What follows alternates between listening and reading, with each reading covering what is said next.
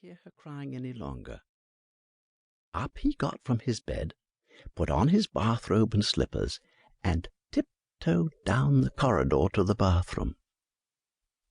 He opened the door very, very quietly, and when he peeked in, the little cries grew louder and louder, and there was little Miss Dolly trying so very hard to climb up the walls of a big cardboard box house to get out.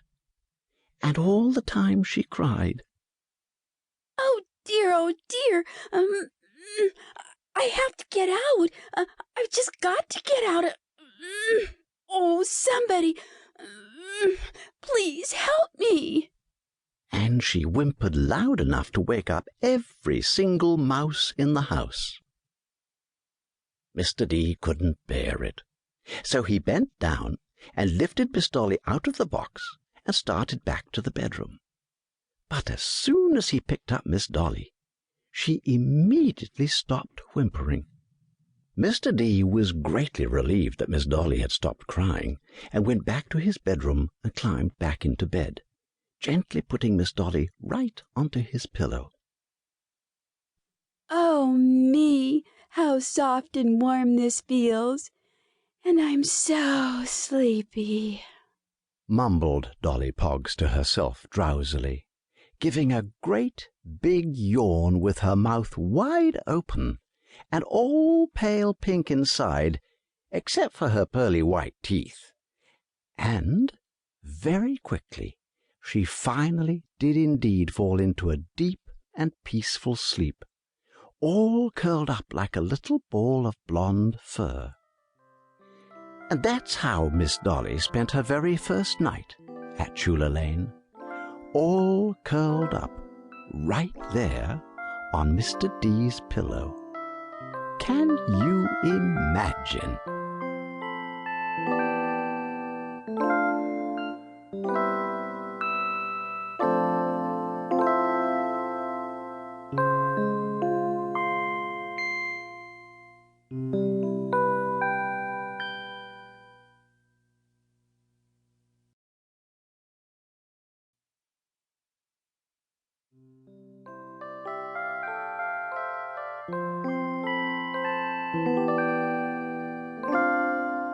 Chapter 2.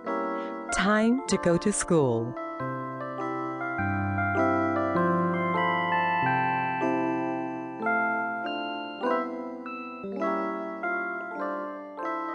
When you first see a puppy, you kind of think, if you think about it at all, that it will stay small and young forever and ever, and it is hard to imagine that far sooner than you could possibly have thought, the puppy will grow up to be quite a big, proper dog, and have long, strong legs, and be able to jump and leap and chase tennis balls in the park, and bury treasures in the garden, and sometimes, when they are very, very naughty indeed, even chase cats up trees.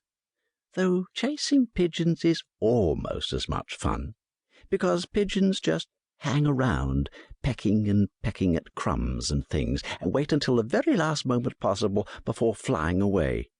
Rather casually, really, just in time. But cats are much more clever. Oh, dear me, yes. Because almost as soon as they see a puppy or a grown dog coming along, they run faster than a rabbit, right up a tree, or sometimes just climb onto the top of a fence and sit up there staring down at the dog with their huge round yellow eyes, looking terribly grown up and superior, as if to say, "You can't catch me, you know. You really are quite a funny old thing, come to think of it, and not nearly as clever as a cat like me. You can't even climb a tree or anything like that, can you? You really are quite silly, and anyway, you can't even wave your tail cleverly like I can. All you can do is wag it from side to side, very clumsy, if you ask me." Miss Dolly grew up so quickly, it was almost like magic. In fact, she grew up so quickly that even Mr. D was also really surprised. As soon as she was old enough, Mr. D took Miss Dolly to school in the car. You see, all puppies should be taken to school, just like children.